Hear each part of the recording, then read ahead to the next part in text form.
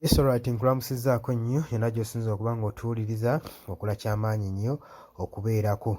Mpuuga avuddeyo n'asanguza ng'agamba nti munsibaako matu ga mbuzi kundiisango ng'agamba General Muhoozi Kainerugaba. Jjukira nti nno kusinziira ku mukutu gwe General Muhoozi Kainerugaba yapositinze ng'atangaaza eggwanga eri mpuuga. Gwe mukwano gwange ali eyampuliriza. Nkwanirizaako nnyo oli ku Yugi Updates TV. Kutegeeza kw'osinzira okuba ng'otuwuliriza yonna gy'oli abali emitala w'amayanja mwebale kubeerako, mwebale kwekumira ku mayenge gano. Gw'ayagala okutweyungako nagambye ddagwa subscribinga busubscribinze awo wansi ojja kuba ng'osobola otweyungako nnyo gwe mukwano gwange. Mbaagala nnyo abajja mu comment section ne mukomentinga ne mulayikinga ne musharinga. Mwebale nnyo okwekuumira ku Yugi Updates TV baganda bange, mwebale kusubscribinga. Kakati General Muhoozi Kainerugaba tujjukira bulungi nnyo olunaku olw'ejjo yavuddeyo napositinga ku mukutu gwe ogwa Twitter nga alambika eggwanga ng'agamba nti Mathias Mpuuga figure is a presidential figure. Gwe mukwano gwange ali eyampuliriza ng'agamba era ono asobola bulungi nnyo okujja ku ntebe y'eggwanga n'okuba ng'asobola okutwala eggwanga mu maaso n'okulifuga, era okusinziira ku nnyambala ye ne ku nneeyisa gye yeeyisa asobolera ddala bulungi nnyo okubeera omukulembeze w'eggwanga.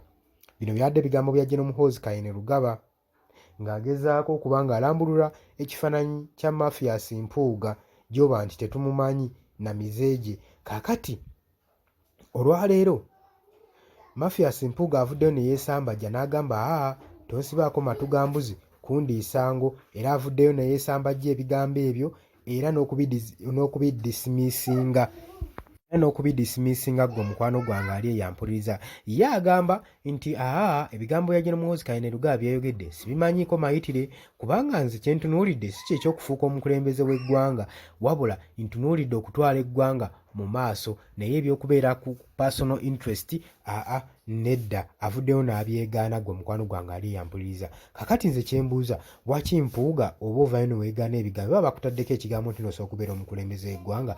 Ki ekibeera kikutakuza omutwe n'okuvaayo okubyegaana olw'ensonga nti oludde wamaze dda n'okulonkinga ekibiina kyammwe tekigenda kubeera na mukulembeze, tekigenda kunyigawo candidate mu 2026 elections? Kitwagala mutubuulire ekyo.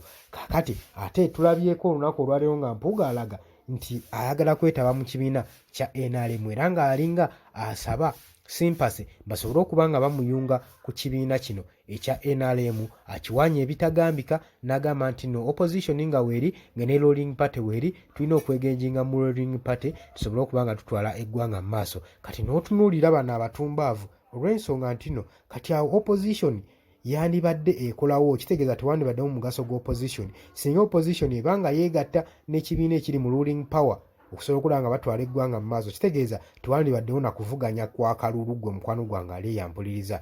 Kati wano we njagala okutegeereza nti nno bano abasajja batugamba nga baasoma ebyobufuzi, naye okusinziira ku engeri gye babipulakitisingamu biraga nti nno bye baasoma tebaabitegeera wadde n'akamu n'akeddagala, kubanga w'ogamba nti nno oli mu opposition ate oyagala kwegatta na gavumenti eri mu buyinza musobole okuba nga mutwala eggwanga mu maaso, kitegeeza nti nno tewali nsonga waaki gavumenti yandibadde kubibwako akalulu, ne opposition tewali nsonga waaki yandibadde nga weeri. Gwe mukwano gwange aliyo. Kati Mpuuga bino bimaze mukka mu vvi n'asobola okuba nga ayogerako ebigambo, bimaze mukka mu vvi n'aba nga asobola okwogera ebigambo ebifaanaganako ebityo ng'alaba tabuliddwako wadda, ng'alaba eno taliyo ku opposition ate n'eri mu ruling party taliyo. Kati alina okufuna we yeekukuutiriza asobole okuba nga asobola okulaba ng'afuna we yeenyigira. Gwe mukwano gwange ali eyampuliriza. Kuba kati gwe omuntu eyaguddewo ekibiina ekipya wandibadde otya ng'osaba ate weenyige ogwenjinge ne mu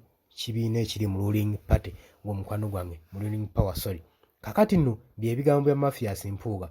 Golowooza ki mukwano gwange ali eyo?